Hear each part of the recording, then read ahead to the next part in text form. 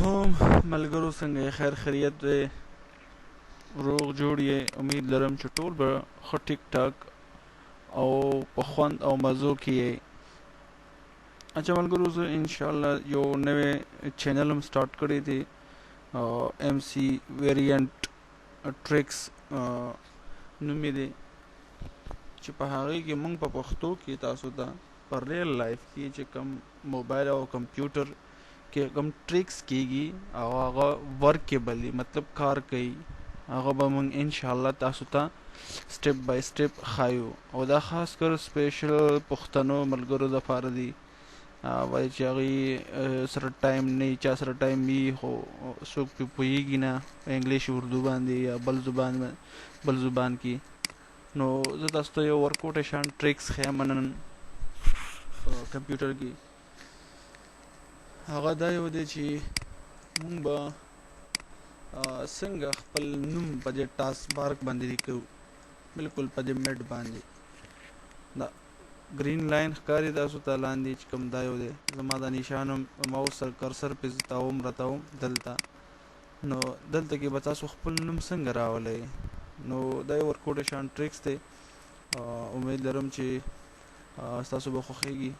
راځئ چې ټریکس طرف ته لاړ شو.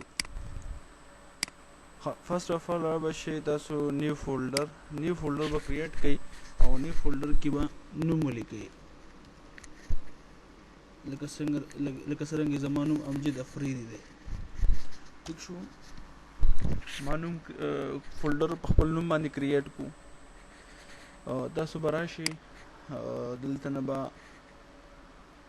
ټولز بار ته به راشئ او ټولز بار کې به راشئ ډیسکټاپ ته، ډیسکټاپ نه سوري، رائټ کلیک پکې ټولز بار او ډیسکټاپ نه به چیک اخوا کې اگین ټول بار اینڈ نیو ټول بارز ډیسکټاپ ته به راشئ. ټیک شو؟ ډیسکټاپ کې به دا نوم سلیکټ کړئ، نوم والا فولډر، او لاک په اخوا کې ولې دا مونږ ډریګ کوو.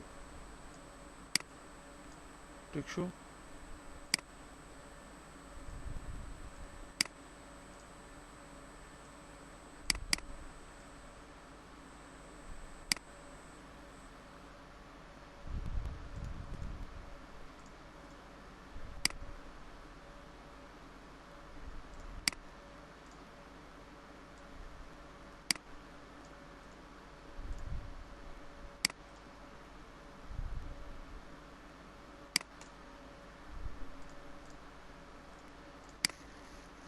دا یې تاسو وګورئ، ګوره ټاسک بار باندې بالکل په دې میډ باندې امجد افریدي په نوم باندې لیکل راغو چې تاسو په ټاسک بار باندې څنګه لیکل خپل نوم راوستلی شئ.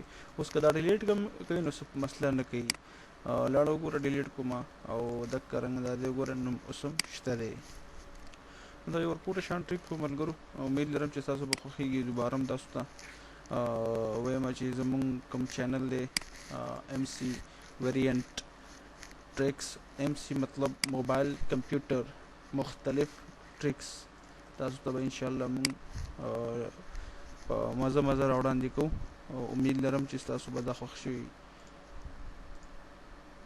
ستاسو د ویډیو کتلو ډېره مننه.